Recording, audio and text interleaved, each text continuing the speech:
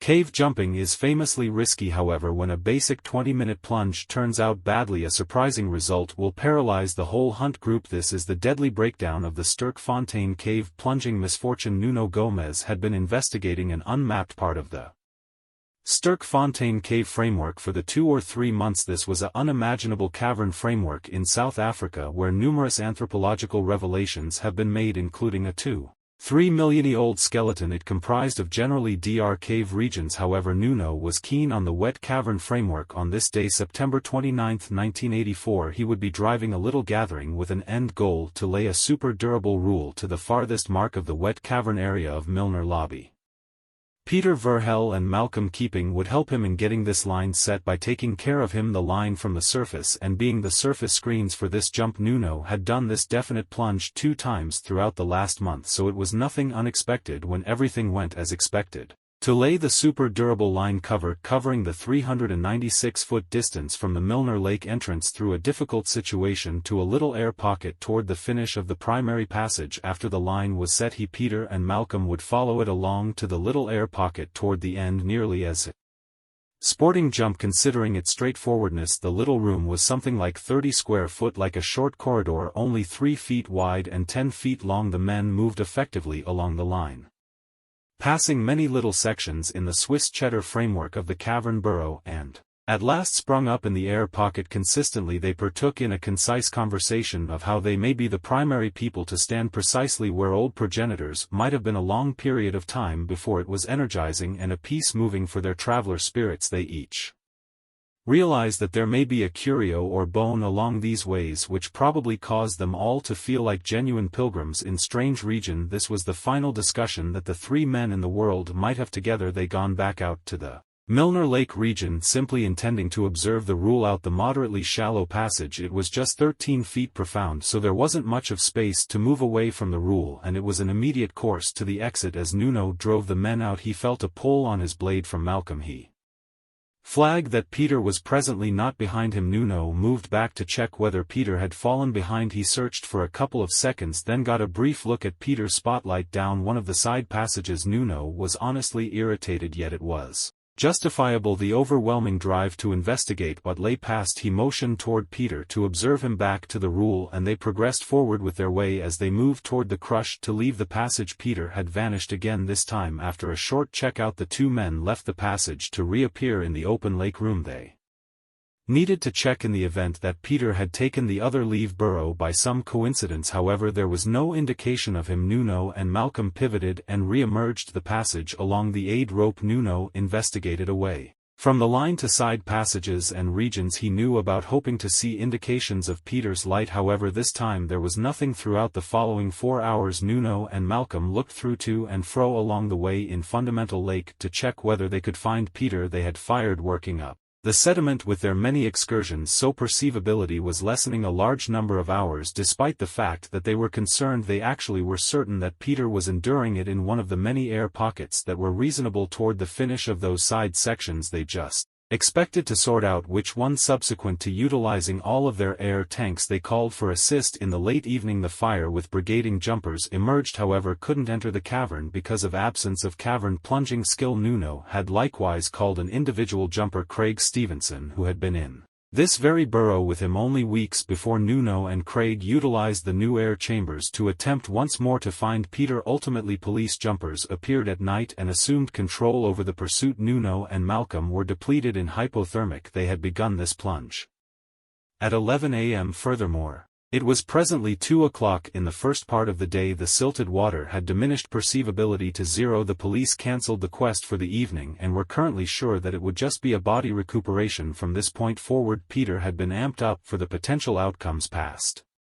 this primary pathway. As the 3 men began their return trip, he was anxious to take a fast look at what may be simply past his line of vision. He transformed into one of the enormous side passages, wanting to enlighten the way with his electric lamp and figure out how far it could go. When Nuno got his balance to bring him back, he realized that was the correct thing to do. It was exciting to see the walls of a cavern that could have had old inhabitants or prompted another lake surface somewhere inside, yet no extra line had been set, and They had no rope with them to tie in for well-being. The draw was only excessively perfect for Peter as he passed section after strange entry, each brimming with unimaginable conceivable outcomes. He at last switched off once more and immediately continued down another passage. The arrangements in these dim water-filled caves simplified even ways seem like testing labyrinths. The direction in three aspects added a trouble variable that is difficult to make sense of on the grounds that the electric lamp could enlighten a fragment of the way at a time. There is no experience with which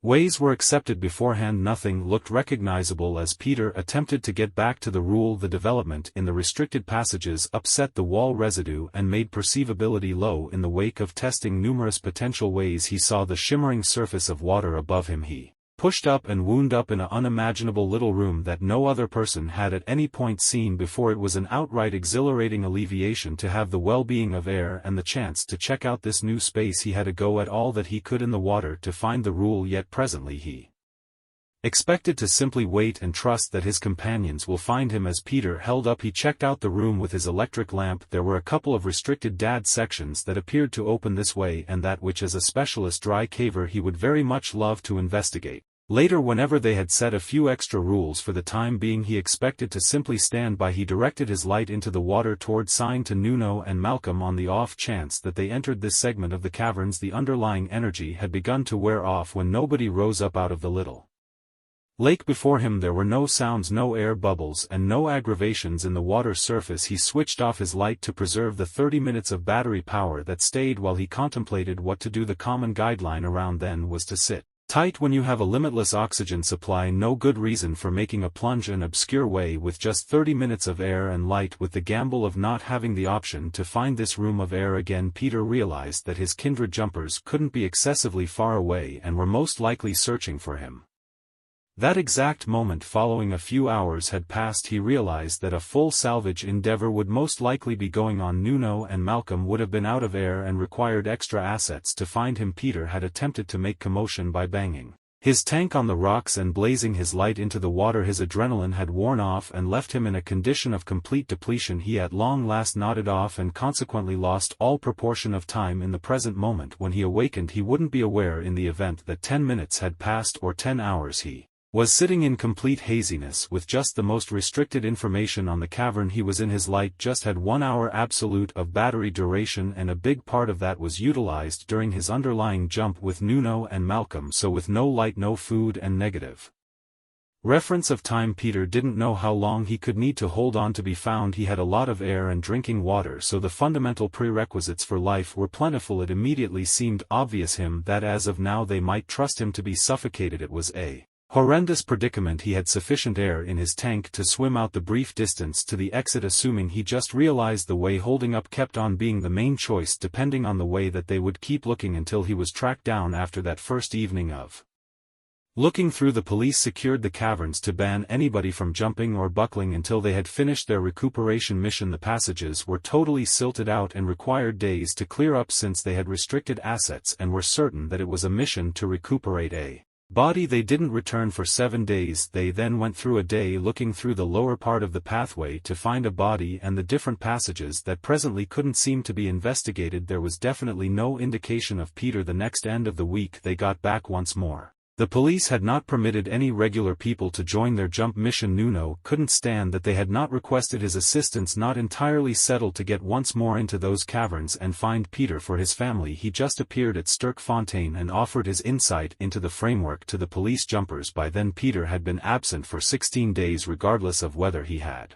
found an air pocket, he would have kicked the bucket from hypothermia sometime in the past. In the wet passages, Nuno realized that there were a lot of cleft and developments that could undoubtedly conceal a body from searchers, and he had done all he could to assist with finding Peter, much to his dismay that at that exact instant Peter was inside battling for his life. As the hours and days passed, Peter probably understood that his heroes were experiencing difficulty finding him. He truly had absolutely no chance of deciding whether multi-week had passed or 3. He was ravenous and in complete dimness. While his electric lamp was working, he had seen the few sections that could prompt a dry exit. In complete murkiness now he dared to the edges of his room and ultimately followed away almost 120 feet away from the water's edge. It turned out to be only an impasse of rock, so Peter kept on remaining by the water with at least some expectations of a salvage group at long last finding his little cavern. In the end he opened his spotlight and utilized the end cap as a cup. As far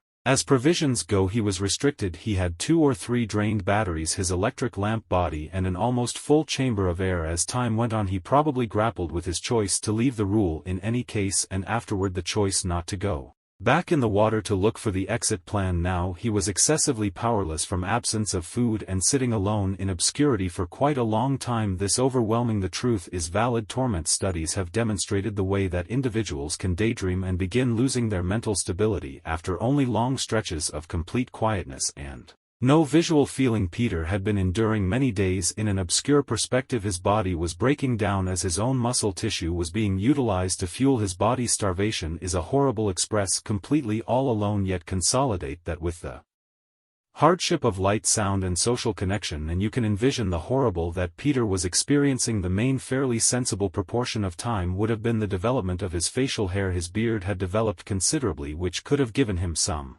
kind of reference about days or weeks passing by. He was presumably resting, for more often than not on the grounds that he had no food to fuel movement and no light to start attentive periods. The science of his life was separating gradually. Peter was scarcely holding tight in the wake of starving for weeks and losing 44 pounds of body weight. The sadness is genuinely dazzling, with no real way to flag anybody that you are as a matter of fact still alive and enduring. Step by step Peter fell close to the water, realizing that his friend in need would come up in jumping stuff and salvage him from this burial chamber. However, Peter was off base. Jumpers wouldn't find him yet. Dry cavers would. The police proceeded with their end of the week plunging for a long time and afterward at last cancelled the pursuit with no outcome. As of now they opened the dry caverns again, yet kept the water segments shut to jumpers. When it was open, neighborhood speleological affiliation volunteers began looking for an association between the dry caverns and the wet ones. Roger Ellis drove this gathering and Nuno went along with them. After only a couple of long stretches of looking, a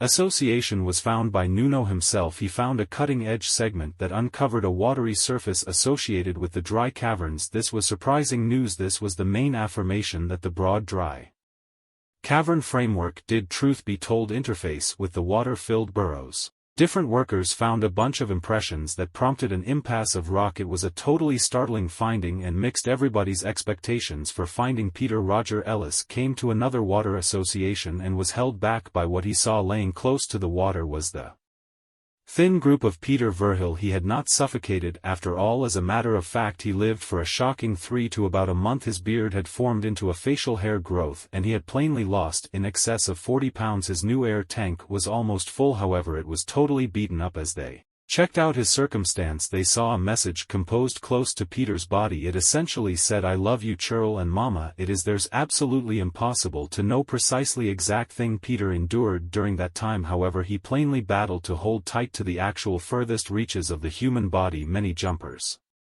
were all looking through in this somewhat little space. However, he just had no real way to flag the heroes. One jumper had come up in an opening only 100 feet from Peter's area. On the off chance that he had hollered boisterously enough, could they have been capable to hear each other in these associated burrows? The reverberations of that question stay alongside numerous other uncertainties. Assuming the dry caverns had been left open, this search would have found a living Peter. In only one day Peter's dissection uncovered that he had passed on from starvation after more than 3 weeks alone. This was a staggering acknowledgement for Nuno. Regardless of the grisly result of this jump, Nuno proceeded to establish a few plunging standards and compose a book about his many plunging encounters, including the heartbreaking story of Sterkfontein